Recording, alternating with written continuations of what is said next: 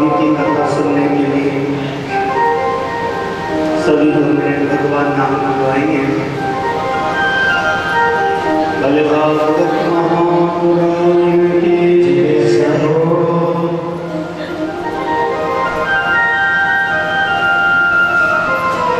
भले राधा कृष्ण भगवान की जय हो।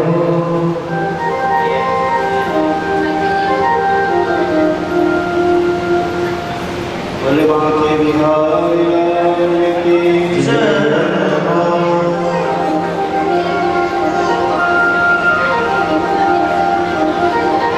सभी भाव से गाएंगे। जय राधे राधे गोविंद गोविंद राधे। जय राधे राधे गोविंद गोविंद राधे। जय राधे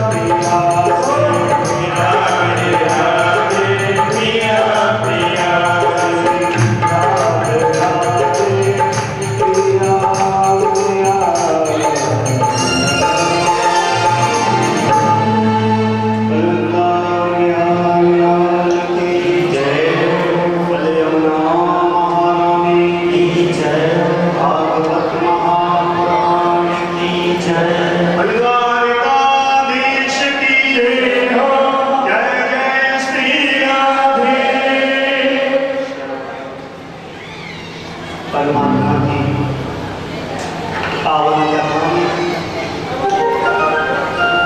आप सभी श्रोताओं ने सुना भगवान के विराट स्वरूप के विषय में और भगवान भाव के द्वारा प्राप्त होता है। सुखदेव जी ने राजा परीक्षित को बताया कि भगवान के लिए यदि भाव है तो परमात्मा चले आते हैं। भाव के बस में भगवान ने विदुरानी के घर जाकर के केले के छिलके खाए। यदि भगवान के लिए भाव नहीं होता तो परमात्मा केले के छिलके कैसे खाते हैं? परीक्षित ने कहा गुरु जी भगवान ने केले के छिलके खाए? बोले हाँ। बोले कैसे? तो सुखदेव जी बड़ा सुंदर उपाख्यान सुनाते हैं, बताते हैं, कहते हैं यदा तु राजान शस्तान साधून उष्णन् न धर्मेण विनष्ट दृष्टि। बड़े सुनने की बात है। विदुर जी महाराज ने धृतराष्ट्र को समझाया पांडवों के साथ में अन्याय कर रहे हो भाई जी, ये बिल्कुल ठीक नहीं है। विनष्ट दृष्टि एक होता है नष्ट दृष्टि, लेकिन उन्होंने कहा विनष्ट दृष्टि मतलब बाहर की आंखें तो आपके हैं नहीं, आपने अंदर की आंखों को भी बंद कर रखा है। एक भाई होने के नाते नहीं, एक मंत्री होने के नाते नहीं, मैं आज एक नागरिक होने के नाते तुम्हें समझा रहा हूं। पांडव लोग अन्याय कर रहे हैं, ऐसा नहीं है।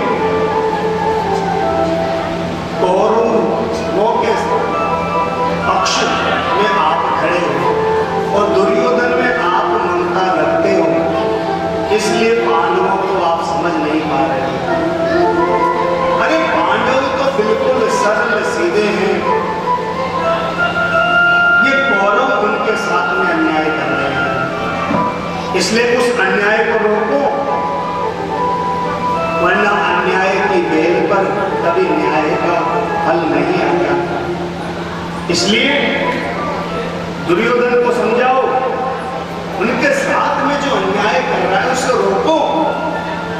बहुत सुंदर बात बता रहे थे कि इतने में ही वहां पर दुर्योधन आ गया और दुर्योधन विदुर जी काका जी लगते हैं, लेकिन काका वाका सब भूल गया। आते ही कहने लगा क्यों रे दासी पुत्र, तुम मेरे पिता को मेरे खिलाफ भड़का रहा है, जाओ चले जाओ यहां से, आज के बाद में तुम कोई मंत्री नहीं हो। विदुर जी की आंखों में आंसू आ गए। विदुर जी समझाने लगे कि बेटा मैं तो तुम्हारे हित की बात कर रहा हूं, पांडवों के साथ में अन्याय मत करो। बोले तुम बड़े आए हमें समझाने वाले, चले जाओ यहां से, कोई सम्मान नहीं करेगा। हर बार उनका ही पक्ष लेते हो तो उनमें ही जाके मिल जाओ। बड़ा निरादर किया, मंत्री पद भी छीन लिया महाराज। विदुर जी महाराज जो है वो महलों के बाहर झोंपड़ी बना करके रहने लगे विदुरानी के साथ, हलाहाल लेकर के भजन करते। तो जब विदुर जी महाराज को एक बार समाचार मिला कि द्वारिकाधीश जो द्वारिकाधीश भगवान नारायण है वो पांडवों को समझाने के लिए आए, शांति दूत बन करके। तो दुर्योधन ने कपट मित्रता का परिचय दिए। ध्यान देना, जगह जगह पर तोरणवार बांध दिए, फूल बरसाने के लिए महिलाओं को अट्टालिकाओं पे खड़ी कर दिया। भगवान द्वारिकाधीश आ रहे हैं, यदि प्रसन्न हो गए, मेरे पक्ष में आ गए, तो पांडवों को तो फिर जगह छोड़ करके निकलना पड़ेगा। भगवान तो घटघटवासी है, भगवान द्वारिकाधीश आ रहे हैं। विदुर जी ने विदुरानी को बताया कि देवी शांति दूत बनकर के आ रहे हैं। ये सुनते ही विदुरानी की आंखों में आंसू आ गए। विदुरानी कहने लग गई कि द्वारिकाधीश आ रहे हैं, तो मैं क्या करूं? अब तुम कोई मंत्री रहे नहीं। अरे पहले तो दर्शन भी कर लेते, अब तो उनका दर्शन करना भी मुश्किल हो गया। लाखों की भीड़ लग जाएगी जब द्वारिकाधीश आएंगे, कैसे दर्शन कर पाएंगे उनका? अब तो मंत्री तो रहे नहीं। विदुर जी ने कहा कि देवी कोई बात नहीं, अरे हम दर्शन नहीं कर पाए, कोई बात नहीं। उस भीड़ में यदि हमारे ऊपर उनकी नजर भी पड़ गई तो हमारा तो कल्याण हो जाएगा देवी। अब ध्यान दीजिए, भगवान द्वारिका से आ रहे हैं रथ में बैठ कर, और महाराज नगरी को बड़ा धूमधाम आनंद के साथ में सजा दिया गया। फूलों की बारिश हो रही है, कोई आरतियां उतार रहे हैं। इतनी भीड़ है कि द्वारिकाधीश के पास में जाना भी मुश्किल है। विदुर जी महाराज एक गली में दीवार के पास में खड़े थे, सिर टिकाए हुए। तो विदुरानी से कहने लगे, देवी वो देखो, वो बहुत दूर वो द्वारिकाधीश का रथ आ रहा है। सब लोग फूल बरसा रहे थे, आरतियां उतार रहे थे, लेकिन सुखदेव जी कहते हैं कि परीक्षित, भगवान ने जो आरतियां उतार रहे थे उनकी ओर नहीं देखा, जो फूल बरसा रहे थे उनकी ओर भी नहीं देखा।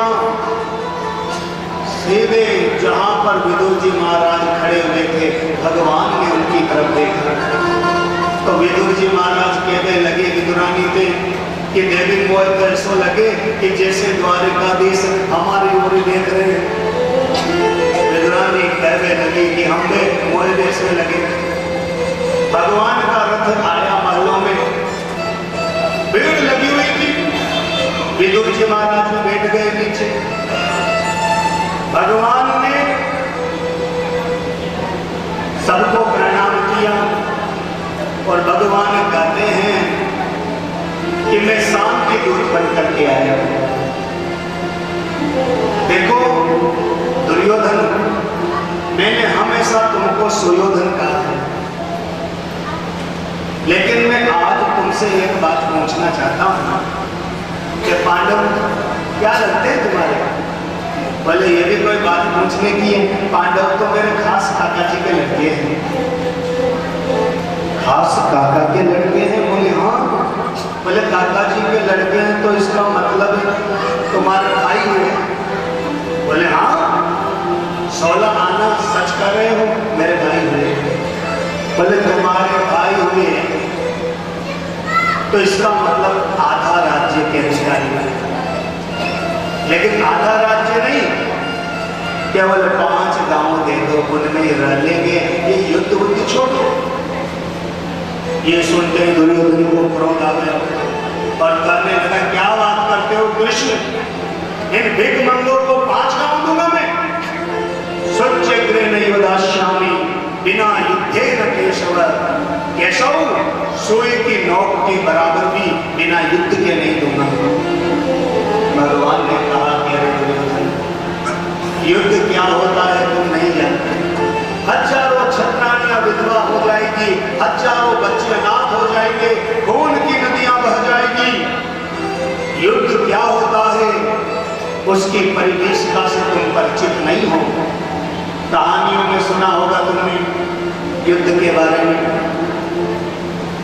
जब इस प्रकार से कहने लगा तो धृतराष्ट्र ने हाथ पकड़ लिया दुर्योधन का कि शर्म नहीं आती क्या बोल रहे हैं। तो दुर्योधन ने हाथ जोड़ के कहा कि कृष्ण ये हमारे घर का मामला है, इसे यही रहने दो। मेरी माता ने तुम्हारे लिए 56 प्रकार का भोग बनाया है। हाँ, माखन मिश्री खोवा के लाडू सब बनाए, बड़े अच्छे लगते हैं आपको, तो चलो भोजन करो। भगवान ने कहा कि दुर्योधन, भोजन केवल 2 ही परिस्थिति में किया जाता है, या तो भोजन करवाने वाले के मन में श्रद्धा हो, या भोजन करने वाले के पेट में भूख हो। मेरे पेट में भूख नहीं और तुम्हारे मन में श्रद्धा नहीं, तो भोजन करने का तो अवसर या बात का प्रसंग होता ही नहीं, और भोजन तो मैं वैसे भी नहीं करूंगा। बोले क्यों? बोले आज तो निमंत्रण लगा हुआ है मेरा भोजन करने का। बोले क्या बात करते हो, द्वारिका से सीधे आ गए, निमंत्रण किसने दिया? तो भगवान ने भरी सभा में कह दिया कि आज तो भोजन का निमंत्रण विदुर काका के घर को लगे हुए हैं। हाँ, विदुर जी महाराज वहीं बैठे थे नीचे, सोचने लगे हैं भगवान मैंने कब निमंत्रण दे दिया इनको। दुर्योधन ने कहा कि द्वारिका से तो तुम सीधे आ गए, इन्होंने निमंत्रण दिया कब? बोले जब द्वारिका में थे तभी इनका निमंत्रण पहुंच गया था कि जब भी आओ तो भोजन हमारे यही करेंगे। दुर्योधन को क्रोध आ गया, अरे क्या बात करते हो कृष्ण, वो भिख मंगा क्या खिलाएगा तुम्हें? भगवान ने कहा कि जब निमंत्रण दिया है तो व्यवस्था भी वही करेगा। हाँ, भगवान ने वो सभा वहीं त्याग दी और विदुर जी ने सोचा कि कहीं ऐसो नहीं कन्हैया हमारे घर आ जाओ। वैसे तो द्वारिकाधीश है, सोने की द्वारिका है, वो हमारे घर कैसे आएंगे? लेकिन इनका कोई भरोसा नहीं। बेचारे विदुर जी तो बाजार में चले गए माखन मिश्री के लाडू लेके के नहीं, और भगवान ने सभा बर्खास्त कर दी और सीधे विदुरानी के कुटिया की ओर चल दिए। भगवान विदुरानी को न जाने कब से राह देख रही थी कि द्वारिकाधीश की छवि के दर्शन नहीं हो पाए। द्वारिकाधीश आए लेकिन इनके दर्शन नहीं हो पाए, ऐसे सोच रही थी न जाने कब आएंगे। भगवान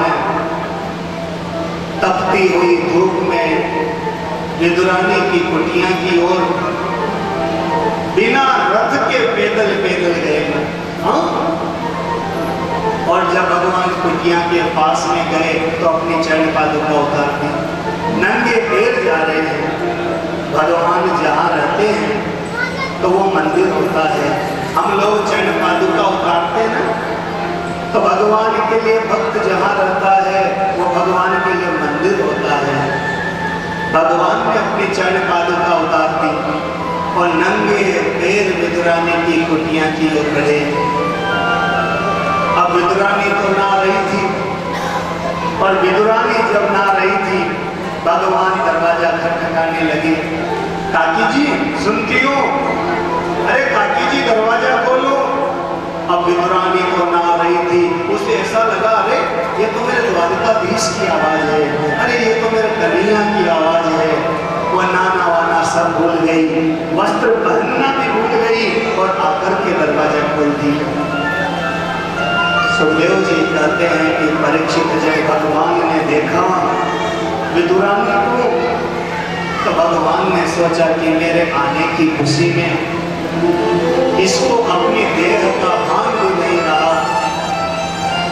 भगवान ने तुरंत अपना दुपट्टा उसके ऊपर डाला, तब उसे बहुत सवास आया और वो सोचने लगी है भगवान जिनके दर्शनों के लिए कल लाखों की भीड़ लगी थी, आज वो मेरी कुटिया।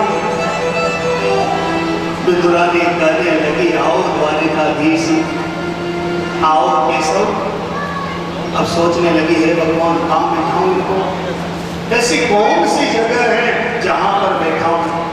भगवान को भीतर लेकर के गए, यहाँ बैठ जाओ। फिर कहती नहीं नहीं, यहाँ गड्ढे हो रहे हैं, यहाँ बैठो, यहाँ बैठो। चारों ओर घुमा दिया। टूटा सा पाटा था, वो भी बूंदा रख दिया और कह दिया बैठ जाओ प्रभु। भगवान उस पर ही बैठ गए। विदुरानी लगी, लाला तो वो तो याद नहीं ना आए, बड़े दिनों के बाद में दर्शन गए। भगवान ने सोचा काकी जी तो बातें करती, यहाँ तो पेट में बड़े जोर की भूख लग रही है, वहां भी छोड़ी आए। भगवान पेट पर हाथ घुमाने लगे, पर कहने लगे काकी जी बड़े जोरन की भूख लग रही है, कचू खा दे के ताई लाओ। उसने सोचा है भगवान द्वारकाधीश न जाने क्या खाते होंगे, क्या लेकर के आऊं मैं।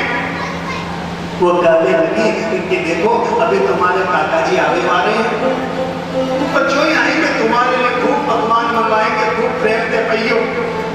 भगवान कहने लगे काकी जी अब न जाने कब तो काका जी आएंगे और न जाने कब लाएंगे गुलाब जामुन लड्डू, अब भूख तो अभी लगी है। तो विदुरानी ने कहा कि आप चिंता नहीं करो, बड़ा सुंदर बाग है, वहां में तुम्हें कछु लेती आऊं।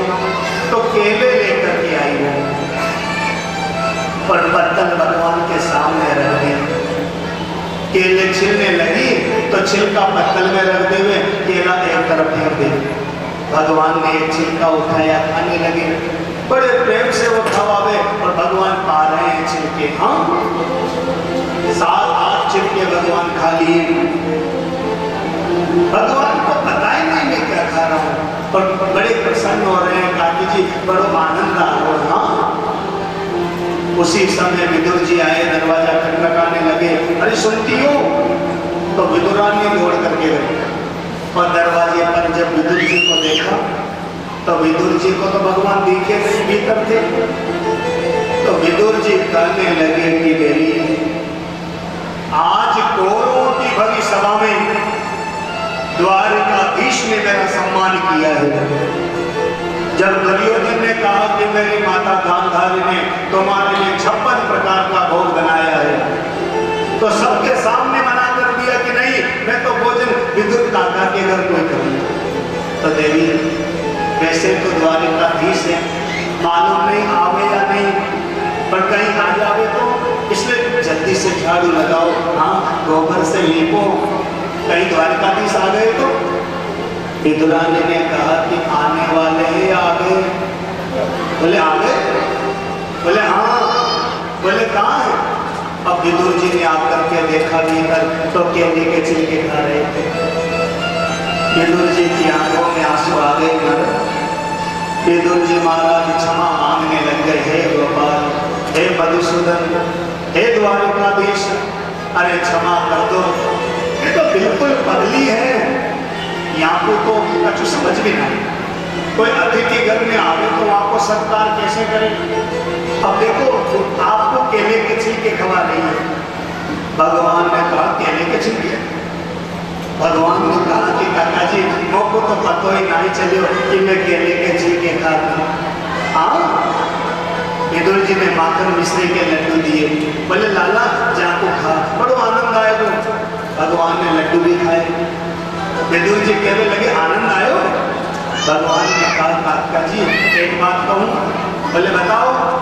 बोले जो आनंद उन छिलकों में आया वो आनंद इन लड्डुओं में नहीं। हाँ कहने का मतलब ये है कि भगवान को भाव अच्छा लगता है, पर भाव यदि नहीं है तो किसी काम का नहीं। भगवान ने साफ कहा है भगवद्वाणी में कि भाव का भूखा हूँ। किसके भूखे हैं? भाव के। भाव का भूखा हूँ, भाव ही बस सार है, भाव से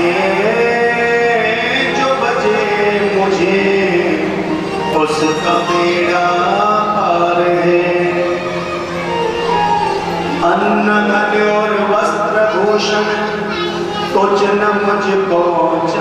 भाग्य आप हो जाए मेरे, बस यही मेरा सत्कार है। भगवान को कुछ नहीं चाहिए, केवल भाव। हाँ, जब भगवान परम धाम को जा रहे थे, उद्धव जी ने पूछा था, प्रभु आपने बहुत अवतार लिए, बहुत जगह प्रसाद पाया, लेकिन सबसे ज्यादा आनंद कहाँ आया? भगवान ने कहा कि राम रूप में जो सिबरी के पैर खाए चुके, और कृष्ण रूप में जो मैं विदुरानी के छिलके खाए, वो आनंद कभी आया ही नहीं। हाँ, तो भगवान इस प्रकार से भाव देते हैं। परमात्मा प्रेम से ही प्राप्त होते हैं कि बिना प्रेम रीझे नहीं, वो नटवर नंद किशोर। कोई कितना ही यज्ञ करे, कितना ही दान दे, जब तक हृदय में प्रेम नहीं, तब तक परमात्मा की प्राप्ति नहीं कर सकता। तो सबसे ऊंचा है प्रेम, और प्रेम ही परमात्मा से मिलाता है जीव को। बलराम बिहारी लाल की सबसे